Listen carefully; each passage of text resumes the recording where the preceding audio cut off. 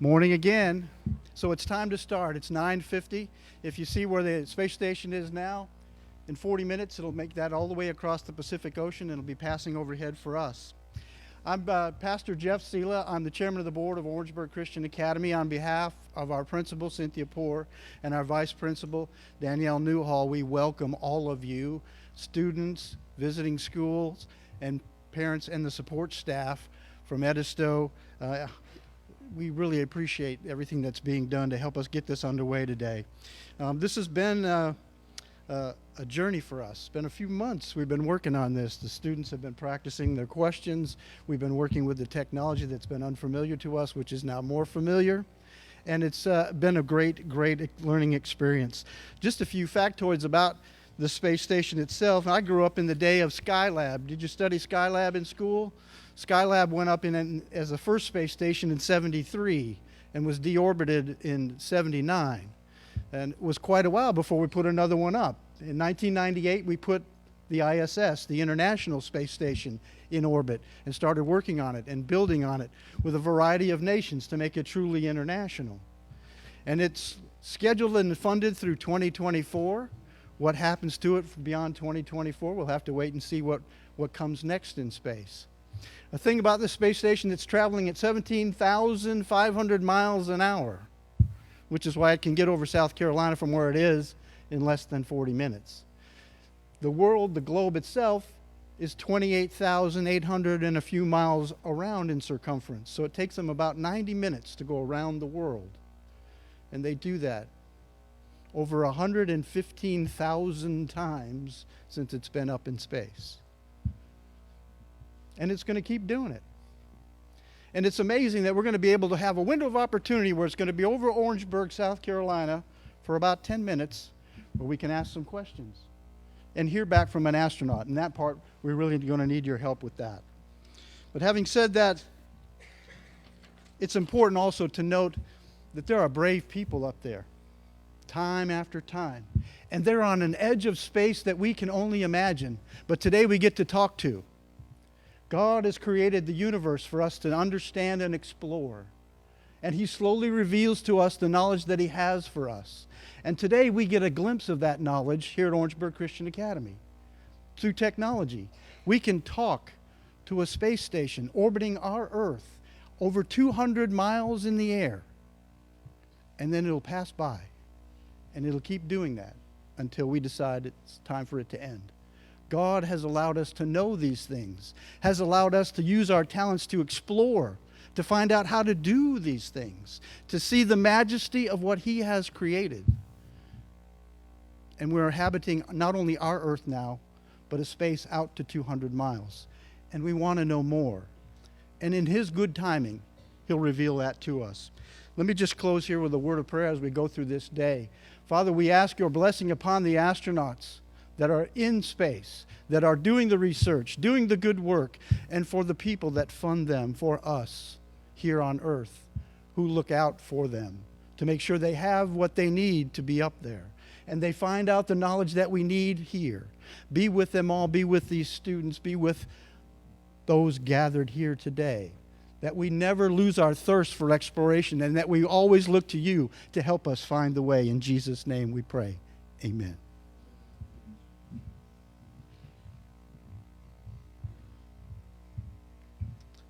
Good morning, everybody. I want to take just a few minutes to thank everybody for joining us today. I'm Ashley Howell. I'm the science teacher here at OCA. And in the past year, the students and we've learned a lot about the International Space Station and about amateur radio. I even became a ham radio operator. I got my license. I'm KQ4 APQ. So instead of having to dress up today, I got to wear my t-shirt, so that was nice. And today's event has taken a lot of planning and practice, as was just mentioned. And so I want to thank everybody who's contributed to that. And I've probably forgotten some people, but I'm hoping I can remember everybody. So I want to thank the Edisto Amateur Radio Society. Some of them are sitting up front right here. They said they thought that was reserved for important people. And I told them it was, because they are important people, because they agreed to help before I even applied for this thing. So I'm very thankful to them. I called and talked to Mr. Luke, their president, and he said, yeah, they'd love to help, and they have. They've been a great help since then. So very thankful to them. Also, their vice president, Lee Ott, he's in the back there helping run things. He has been out here every time we've had any kind of event, along with Phil Shreves up here. He's volunteered his expertise and equipment. He actually contacted me right after we got selected, and he said he'd love to come help, and he's been essential to that. And I've got to say that Lee and Phil have been extremely dedicated to making this happen. They were out here yesterday actually vacuuming the stage and stuff for us even. And so, Phil, don't let your wife find out you know how to use a vacuum, okay? But thank you very much. I appreciate y'all. Also, Tim Thompson's here today. He's running our backup system, and so I'm very thankful to have him here. I've also got Hunter Bochette back there. He's an OCA graduate, class of 2023, and he is our sound and video technician today. He's donated his time to help us with that, so I'm thankful there. Miss Carrie McGannon and her journalism class. I have them helping Andrew, Bryn, and Savannah here. They've been essential as well. And I just want to thank the whole faculty and staff because they've had to put up with a lot of craziness through all this. I don't know if y'all noticed, but we are having a play next week, and I had to kind of take over for today, so I appreciate them letting me do that. And then we've had practices and rehearsals and stuff, and they've just all been very gracious with working around that. And I definitely want to thank the ARIS organization. ARIS is amateur radio on the International Space Station. They're the ones who organize these contacts. They've provided information, training, materials. They have been great, and so I'm so thankful to them. And as we mentioned, the ISS is going to be passing over in just a little while. We're tracking it up here, so looks like it's over the Pacific right now, but it'll be this way before too long. And to help us get ready for it, we actually have a couple videos we're going to be watching. We have one short video that's going to introduce us to the astronaut we'll be speaking with today. She is a marine test pilot and astronaut, so we'll be learning about her. And then also, we're going to have a video about the ARIS organization that I just mentioned to tell us a little bit about that. So thank you again to everybody who helped, and if I forgot anyone, thank you. A lot of work has gone into this. A lot of people have contributed, and I'm just so thankful to all of them. So we're going to roll that video, and then after that, thank you. Let's give everybody a hand. But we'll go ahead and roll those two videos, and then we'll get ready for our contact after that.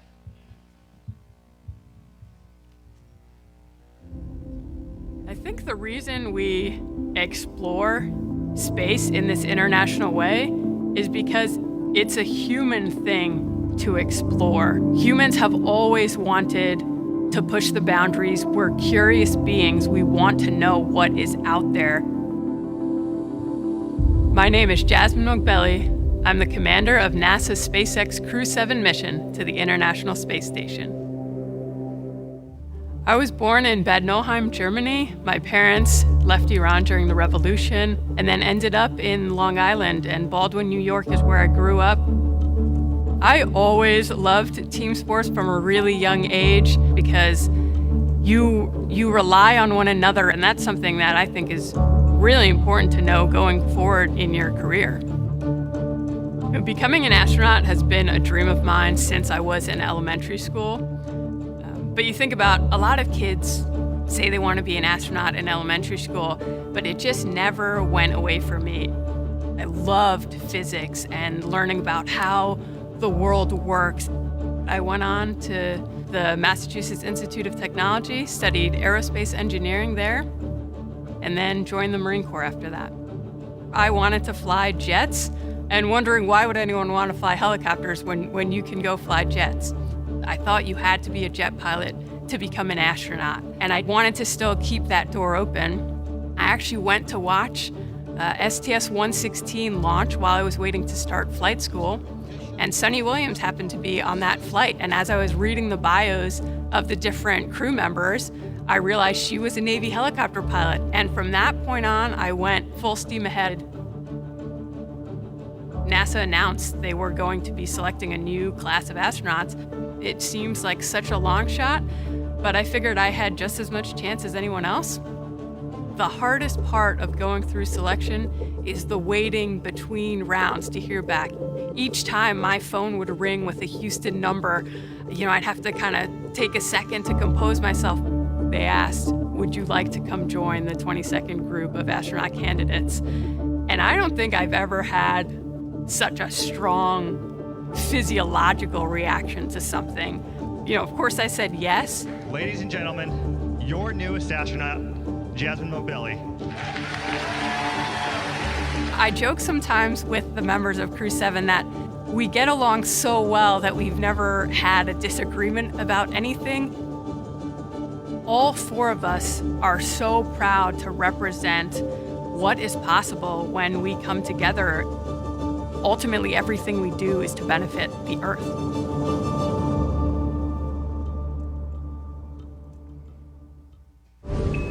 Subscribe for more space.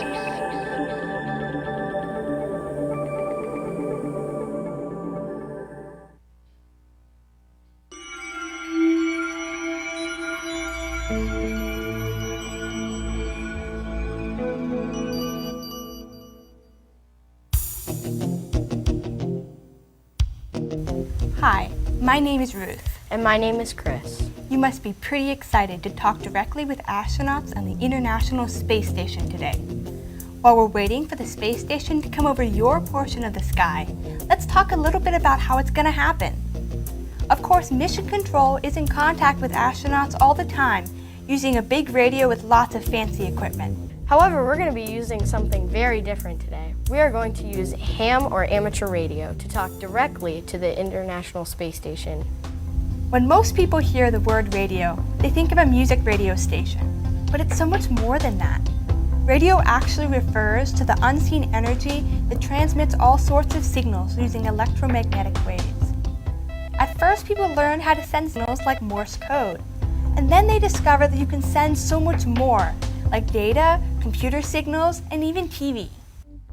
Maybe you don't realize it, but you use radio every day. Maybe you watched the TV this morning, or you texted your friends, or maybe even you checked social media like Twitter or Instagram.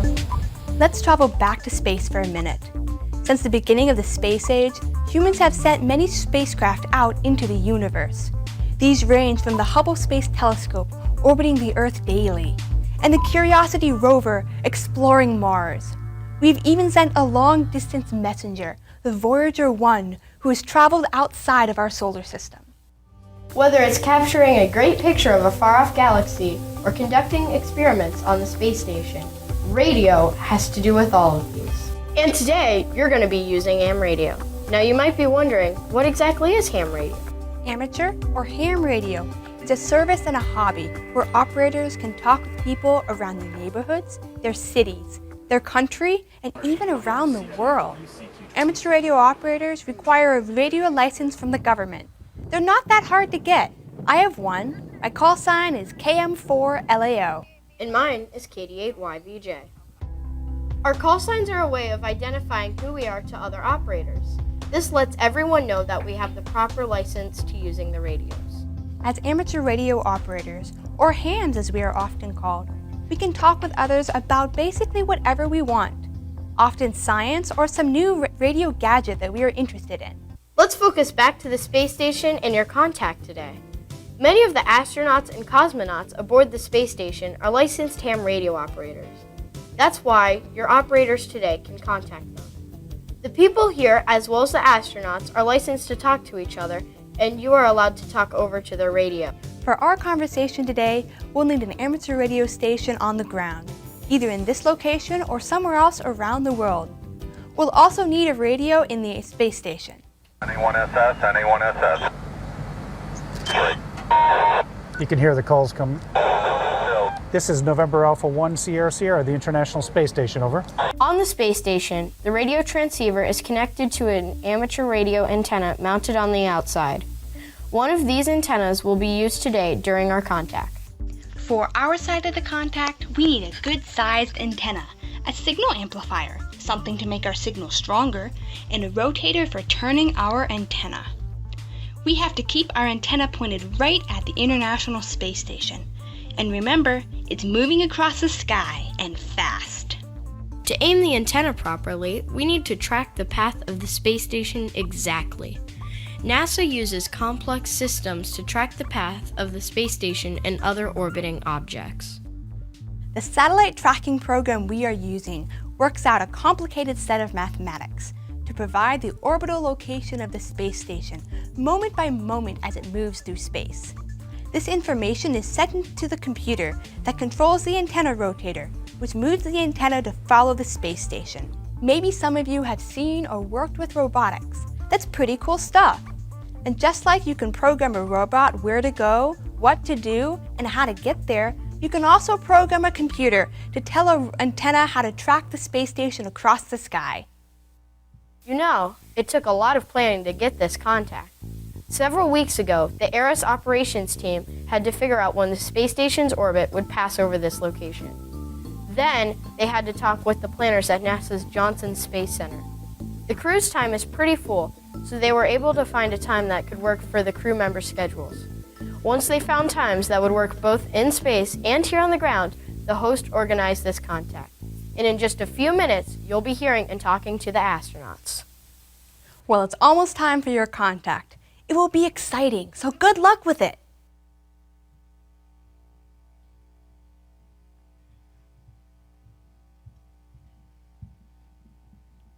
Okay, hopefully that was some good information for us there. We learned a little bit more about who we're talking to and about ARIS itself.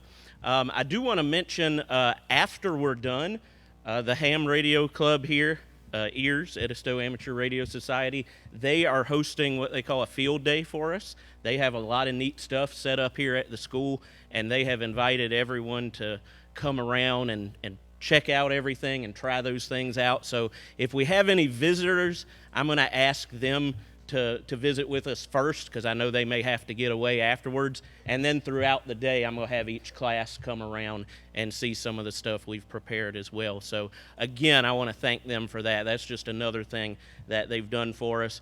I also didn't think to, but I need to thank NASA and the astronauts on the space station, because they actually do this in their free time. This is not a part of their job.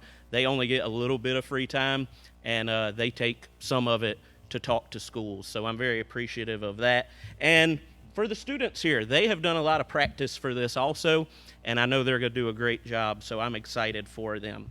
So we do have a few minutes here. We'll have about 10 minutes of downtime. We put in a little padding here because we're kind of relying on when they pass over. So we'll have a few minutes of downtime, and then I'm going to come back in just a few minutes, and we'll start calling the station. When you hear me calling NA1SS, I'll be calling them. I'm actually going to be using Phil's call sign today, but we'll be calling them, and at that point, I really am going to need everybody to be very quiet for us so that we can hear and they can hear, and so our students can go ahead and ask their questions. So we'll have about 10 minutes of downtime, and then we'll get started on that. So again, thank you everybody for being here.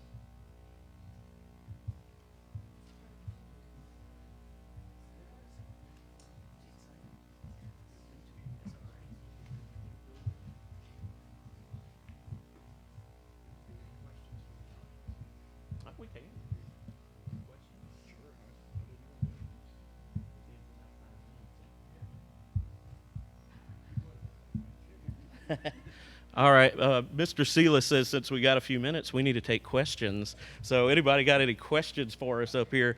We'll answer it or at least make something up. No, we won't make anything up. All right, we got one down there.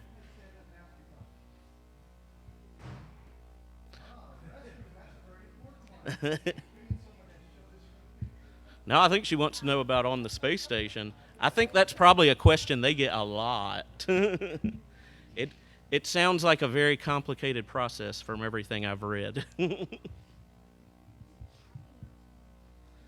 y'all know how big the space station is? Have y'all seen our football field out back? That's how big the space station is. That's a big thing to be in space, isn't it? All right, who's got a good question? Miss Gaga, can you get a good question from one of your students?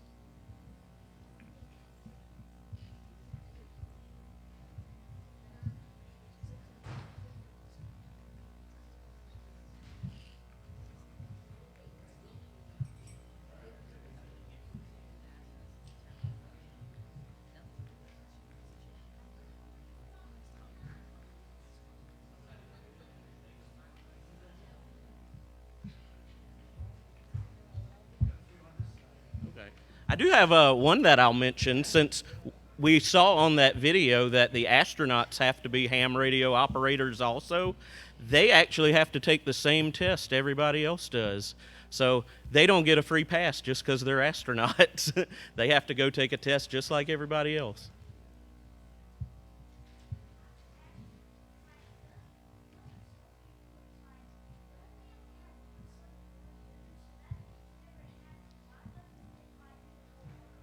Well, you asked about an eclipse, and that's actually one of the questions we have that'll be asked in just a little while.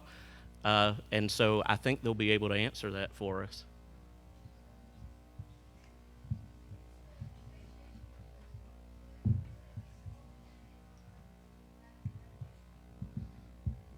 I don't know about that one. We're going to hope nothing like that happens, though. They do have emergency things in place, though, for stuff like that.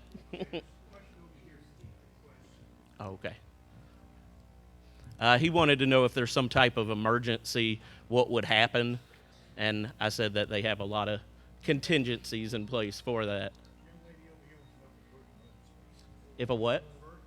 Can a bird live in space? I think it could. It would probably have a little bit of trouble learning to fly again, but I think it could survive if we can survive. All right, y'all, we got about 5 minutes here, so we got one more question.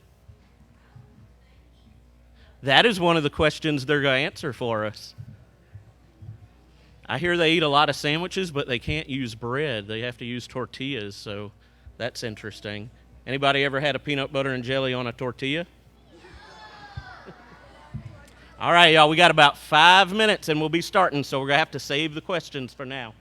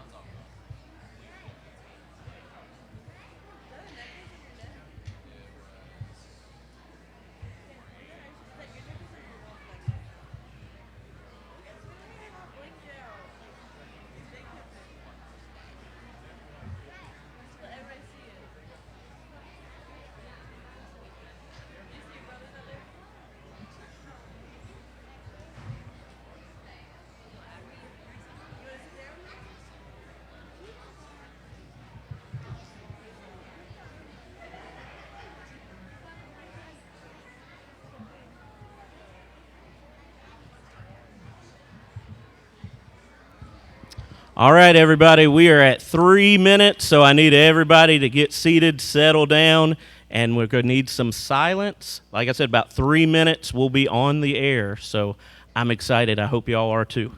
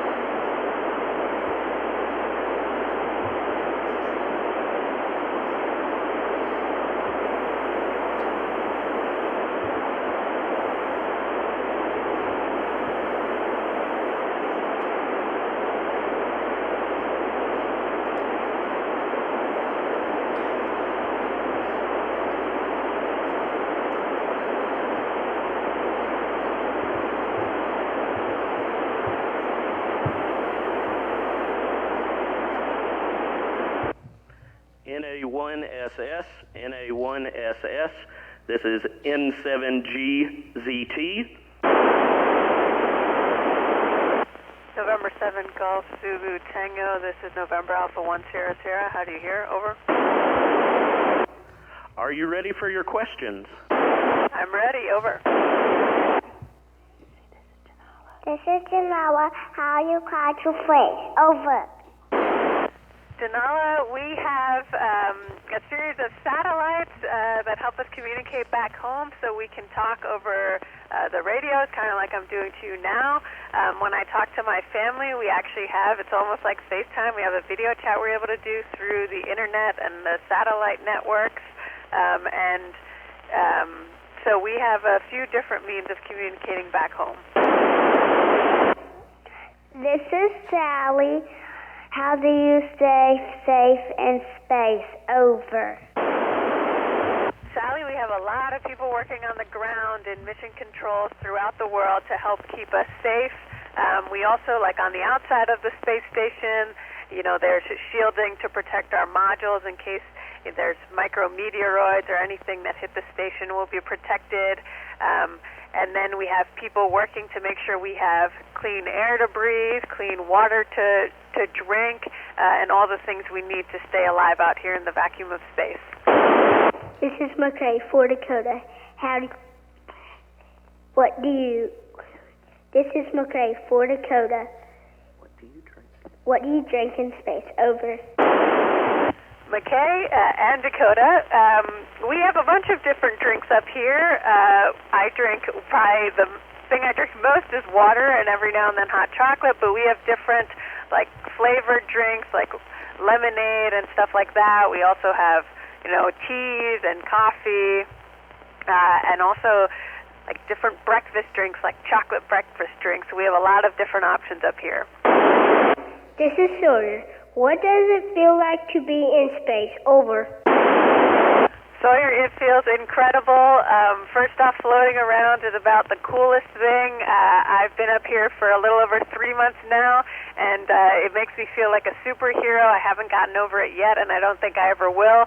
And also being able to look back at our beautiful home planet Earth from this view is incredible. So it feels great. This is Raymond. Does food taste and smell different? Over.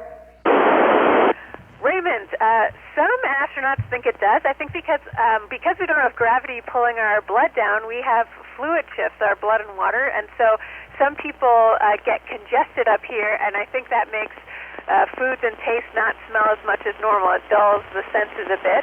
For me personally, I haven't really experienced that, so things mostly taste the same. Over. This is Madison. Can you see an eclipse from space? Over.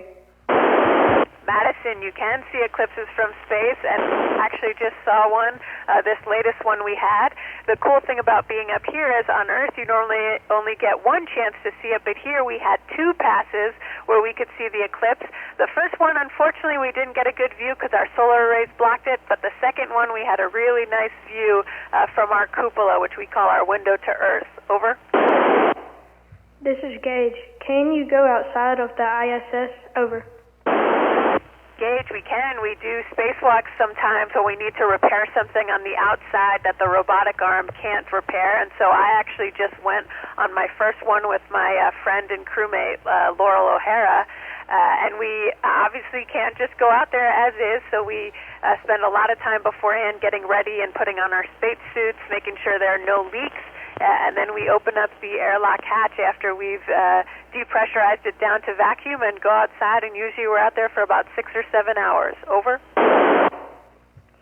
This is Mackenzie. What do you have to do? What is the hardest training you have to do? Over. Mackenzie, I think that would be different based on each person you ask. Everyone finds something a little harder than others, but for me personally, it was actually the training for the spacewalk. So related to the question Gage asked, we train in what's called the Neutral Buoyancy Lab. It's a really big pool that has a life-size mock-up of the space station, but it's actually really physically exhausting because every time you want to use your hands, you're fighting against the pressure of the suit. Over. This is Mike. What was it like to experience zero gravity for the first time? Over. Mike, the first moments we got into orbit and experienced weightlessness, I felt like I was hanging upside down in my seatbelt, in my restraint. So kind of like on a roller coaster when you have the 5-point harness, it was like that, but I felt like I was just hanging upside down in it. And then as you get used to it, it's really cool. You barely need any force to get going in a direction, and it's actually harder to stop than it is to get going. Over. This is Bella. What do you do if someone has a serious medical emergency? Over. Bella, we're all trained in basic life support. We also have crew medical officers. Some are trained as crew medical officers, and sometimes we have a doctor on board. Actually, right now, my crewmate, Satoshi Furukawa, is a medical doctor. So we're trained to handle those emergencies. We actually have a platform that we can use if we need to give CPR or anything like that. Thankfully, we haven't had to do that. But when we do, we usually actually go upside down and push off the ceiling with our feet. Over. This is Liam. Are astronauts able to shower? Over. Liam, we do shower, but it doesn't look like it would back on Earth, so there's no, running water to stream over you.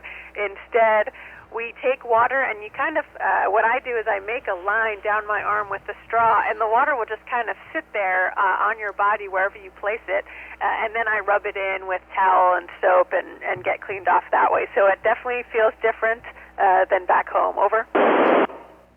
This is Jada. Do you ever get homesick? Over. Jada, yeah, I definitely miss my family and friends back home. I've got 2 little girls and my husband who I often miss. And there are some other things about home that I miss. It's the comfort of my bed sometimes, and some special homemade foods and things like that. And related to the last question, also showers with running water. Over. This is Lincoln. Do you ever have to make repairs? Over. Lincoln, all the time. Space station, there are a lot of things up here, and to keep everything running and working, everything from the science experiments to the toilet, we are doing maintenance on a very regular basis, almost daily. Over. This is Lawson. What do astronauts do on their free time? Over. Lawson, in our free time, I personally like to go to the cupola, or window to the earth, and take a lot of pictures. We also like spending time together. Sometimes we'll share a meal together and just hang out with our crewmates. And then also sometimes talking to our families back home. Over. This is Savannah. Why did you choose to become an astronaut? Over. Savannah, I really believe every time we explore and push the boundaries of what we can do further, we develop technologies that help us.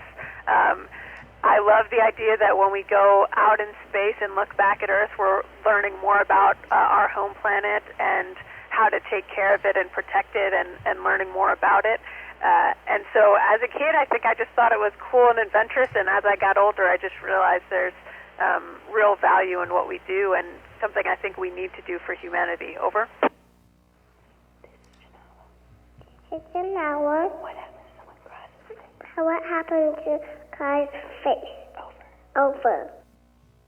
Janala, that's a great question. I don't think anyone has ever asked me that before. So I can tell you that water up here just kind of sticks. So for example, if you were to sweat, those beads of sweat just stay on your body. So I think the same thing would happen to tears. They would just kind of sit and stay in place on your eyes. They wouldn't drop down your face like they would back home. And so I think they just well up and get larger and larger until eventually maybe they came off and started floating in front of you. This is Sally. Are there any animals on the ISS? Over. Sally, there have been different animals on board at different times. I think actually the Russian cargo vehicle that just came up, Progress, just brought up, I believe, some quail eggs on it. So from time to time, we do have animals on board with us. Over. This is McCrae, Fort Dakota. How do you get a haircut? Over. McKay, we have, so I have not gotten a haircut in space, but for those that do, we have a vacuum that attaches to a pair of clippers, so like buzz cutters basically, like you would use back home, except on the back side of it is a vacuum so that as you're shaving the hair off, it gets sucked into a vacuum instead of making a mess and floating all over station. Over. This is Sawyer. Did you bring a phone to the space station? Over. Sawyer, I did not get to bring a phone to the space station, so my phone is safely back home. But we are able to access the internet from time to time up here when we have good coverage from satellites. Over. This is Raymond again. What does the sunset look like from space? Over. Raymond, we're very lucky up here. We get to see 16 sunsets and 16 sunrises every day because we orbit the Earth about 16 times every day. The sunsets look incredible, and sometimes they look different, but it's cool because you can actually see, if you look out one way, you'll see